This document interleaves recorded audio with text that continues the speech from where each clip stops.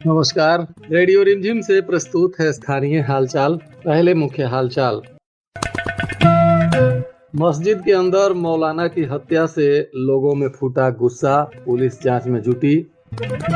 आज से paperless registry की हुई शुरुआत। सावन के तीसरे सोमवार शिवालयों में उमड़ी श्रद्धालुओं की भीड़, जगह जगह पुलिस रही तैनात। मोटरसाइकिल चोरी करने के मामले में 2 आरोपियों को पुलिस ने किया गिरफ्तार। डीएम और एसपी ने सुनी जन फरियाद और जेल का किया औचक निरीक्षण। स्थानीय हालचाल के इस अंक के साथ मैं अनिकेत मिश्र। अब हालचाल विस्तार से। आज ऊंचकागांव थाना क्षेत्र के अरना बाजार स्थित एक मस्जिद में मौलाना की हत्या कर दी गई। बताया जा रहा है कि सुबह जैसे ही लोग मस्जिद में गए तो मौलाना का शव खून से लथपथ जब मस्जिद के अंदर देखा तो पूरे इलाके में हड़कंप मच गया। तुरंत इसकी जानकारी पुलिस को दी गई। मौके पर पहुंची पुलिस ने शव को कब्जे में लिया, अनुसंधान कर रही है। इस घटना के बाद इलाके में लोगों का आक्रोश देखने को मिला। घटना स्थल पर भारी संख्या में लोग एकत्रित हो गए। प्रशासन और कानून व्यवस्था को लेकर लोग तरह तरह की चर्चाएं करने लगे। प्रशासन को विरोध का सामना भी करना पड़ा। इसके बाद वरिष्ठ पदाधिकारी मौके पर पहुंचे और समझा बुझाकर शव को कब्जे में लिया गया। मृतक 55 वर्षीय मोहम्मद शफीक मौलाना बताए जा रहे हैं। ये भोरे थाना क्षेत्र के रहने वाले थे। रात में इनकी हत्या कर दी गई। सुबह जब लोगों ने मस्जिद में शव देखा तो सबके पैरों तले जमीन खिसक गई। स्थानीय लोगों का कहना है कि मौलाना का कहीं किसी से कोई दुश्मनी नहीं था।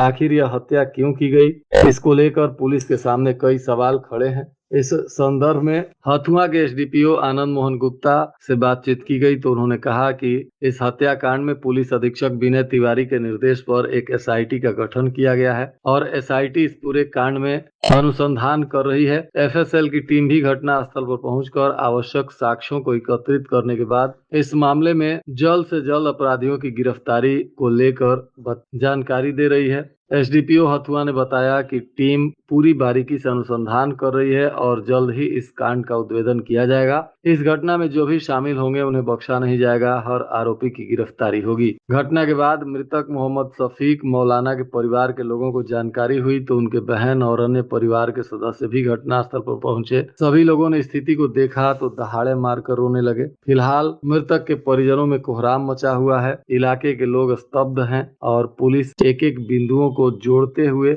अपराधियों को गिरफ्तार करने में काम कर रही है।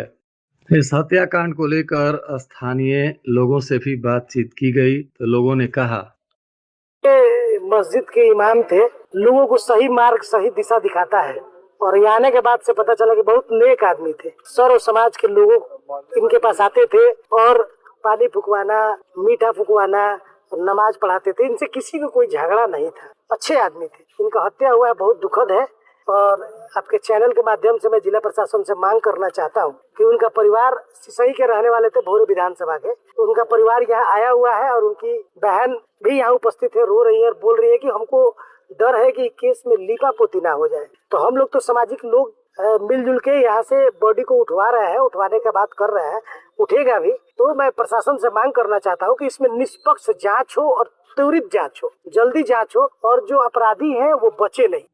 साथ ही हथुआ के एसडीपीओ आनंद मोहन गुप्ता से पूछने पर उन्होंने बताया, अरना बाजार स्थित मस्जिद में मौलवी साहब मोहम्मद शफीक आलम की चाकू मारकर हत्या कर दी गई है। इसके लिए पुलिस अधीक्षक सर के नेतृत्व में एक एसआईटी टीम का गठन किया गया है। अनुसंधान किया जा रहा है, जल्दी केस का उद्भेदन कर दिया जाएगा। क्या कुछ मामला लग रहा है सर? अनुसंधान कर रहे हैं, मामला का उद्भेदन तुरंत ही कर लेंगे हम लोग। किसी को हिरासत में भी?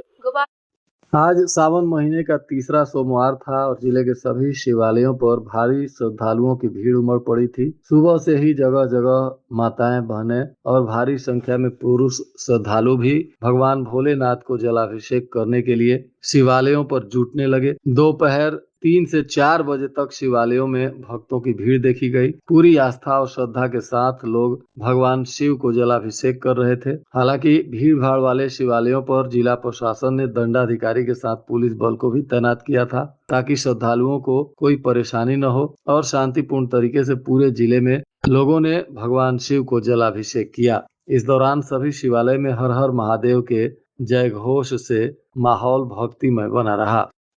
पूरे बिहार के तरह आज से गोपालगंज में भी जमीनों की खरीद बिक्री का कार्य पेपरलेस तरीके से शुरू कर दिया गया, यानी रजिस्ट्री की प्रक्रिया अब पेपरलेस तरीके से होगी। अब आप स्टाम्प खरीद कर और उस पे कातिब से जिस तरीके से लिखवा कर रजिस्ट्री करवाते थे वह अब बदल गया है। अब ऑनलाइन आपको अपने सारे डिटेल्स भरने हैं और ऑनलाइन तरीके से ही आपकी रजिस्ट्री होगी। पेपरलेस रजिस्ट्री के शुरू होने से रजिस्ट्री कचहरी में तैनात कातिब लोगों की भी चिंताएं बढ़ गई हैं। उनका कहना है कि उनकी रोजी रोटी पर अब इसको लेकर प्रभाव पड़ सकता है। सभी लोग चिंतित हैं। आज पहला दिन था और गोपालगंज रजिस्ट्री कचहरी में काफी उदासी देखने को मिली। आज रजिस्ट्री लगभग ना के बराबर हुई है। प्रत्येक दिन रजिस्ट्री कचहरी में काफी भीड़ भाड़ रहता था, परंतु आज पेपरलेस रजिस्ट्री शुरू होने के बाद से आज काफी उदासी देखी गई। हालांकि स्थानीय प्रशासन लोगों को जागरूक कर इस पेपरलेस रजिस्ट्री के संदर्भ में आवश्यक जानकारी देते हुए सरकार को पारदर्शी और स्वच्छ तरीके से रजिस्ट्री व्यवस्था देने की बात कह रहे हैं। पेपरलेस रजिस्ट्री शुरू होने से आने वाले वक्त में लोगों को इसका क्या लाभ मिलेगा और किस तरीके से यह काम करेगा, इस पर भी हम जल्द ही सरकार के पदाधिकारियों से बातचीत कर आप तक जानकारी पहुंचाने का प्रयास करेंगे। गोपालगंज शहर के वैभव होटल के पास एक मोटरसाइकिल चोरी होने की सूचना नगर थाना की पुलिस को मिली थी। पुलिस ने अज्ञात के विरुद्ध मामला दर्ज कर अनुसंधान शुरू किया था। अब इस मामले में कांड का उद्भेदन करते हुए पुलिस ने 2 लोगों को गिरफ्तार किया है। नगर थाना की पुलिस ने बताया कि तकनीकी साक्ष्यों और सीसीटीवी फुटेज के आधार पर इस कांड में संलिप्त अभियुक्त रवि रंजन श्रीवास्तव पिता स्वर्गीय दिलीप श्रीवास्तव साकिन जयप्रकाश नगर थाना नगर जिला सीवान की पहचान की गई और इसके आधार पर थाना परिसर से ही आरोपी को गिरफ्तार किया गया। पूछताछ के बाद आरोपी ने मोटरसाइकिल को स्वयं चोरी करने की बात स्वीकार की। उसके द्वारा बताया गया कि चोरी के बाद मोटरसाइकिल को नीतीश कुमार पिता जितेंद्र राम साकिन हीर मकरियार बदली थाना नौतन जिला सिवान के हाथों बेचा गया है। अभियुक्त की निशानदेही पर नीतीश कुमार को भी बदली सिवान से पुलिस ने गिरफ्तार किया है। नीतीश कुमार ने भी इस मोटरसाइकिल को खरीदने की बात स्वीकार की और पूछताछ के दौरान बताया कि उसने मोटरसाइकिल किसी और व्यक्ति के हाथों बेच दिया है। पुलिस उस व्यक्ति के यहाँ भी छापेमारी की, परंतु वह फरार हो गया था और मोटरसाइकिल भी पुलिस ने बरामद नहीं किया है, परंतु दोनों को गिरफ्तार कर लिया गया है और इसमें दूसरे लोगों की पहचान भी की जा चुकी है। इन गिरफ्तार दोनों आरोपियों को आज न्यायिक हिरासत में भेजा गया है और मोटरसाइकिल बरामद करने के साथ ही अन्य व्यक्तियों की गिरफ्तारी के लिए भी पुलिस छापेमारी कर रही है।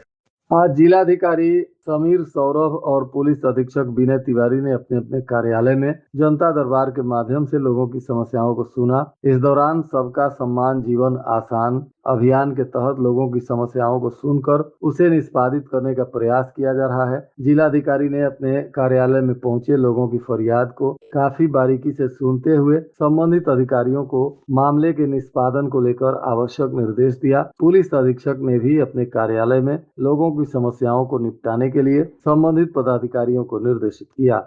जिलाधिकारी ने कहा कि कारा में निरुद्ध बंदियों को निर्धारित नियमों के अनुरूप सभी आवश्यक मूलभूत सुविधाएं उपलब्ध कराना प्रशासन की प्राथमिकता है। साथ ही बंदियों के साथ मानवीय एवं संवेदनशील व्यवहार सुनिश्चित करने पर भी जोर दिया गया। इस अवसर पर मंडल कारा के अधीक्षक और संबंधित पदाधिकारी गण मौजूद रहे। साथ ही भारी संख्या में उपस्थित बंदियों ने जिला पदाधिकारी से अपनी समस्याओं को कहते हुए सहायता की गुहार लगाई।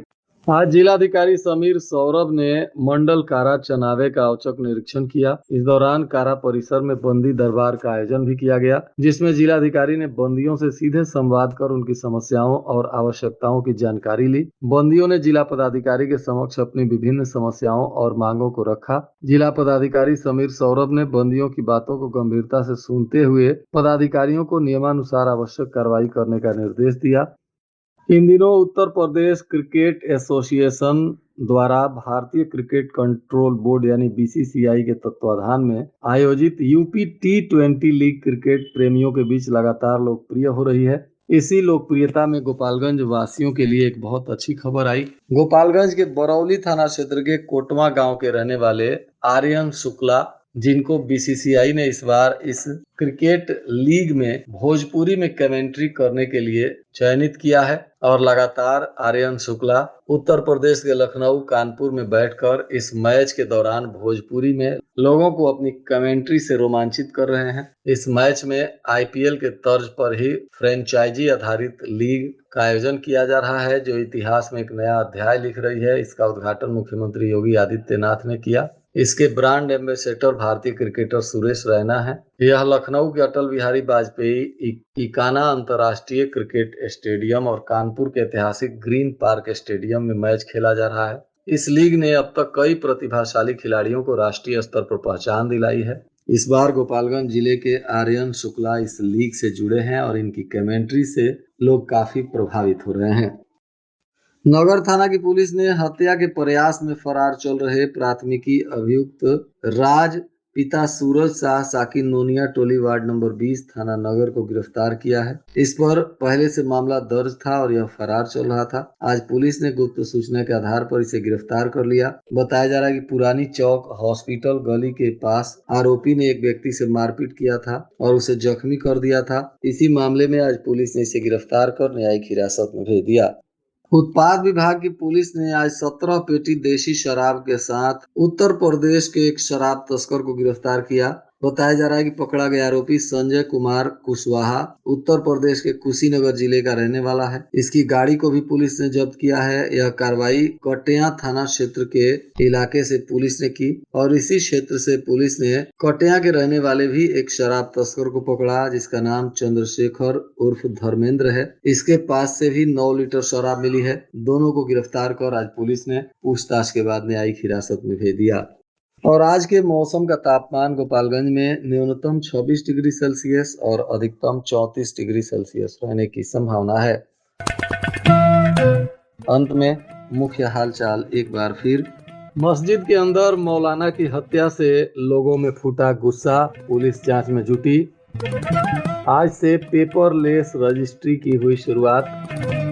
सावन के तीसरे सोमवार शिवालयों में उमड़ी श्रद्धालुओं की भीड़, जगह जगह पुलिस रही तैनात। मोटरसाइकिल चोरी करने के मामले में 2 आरोपियों को पुलिस ने किया गिरफ्तार।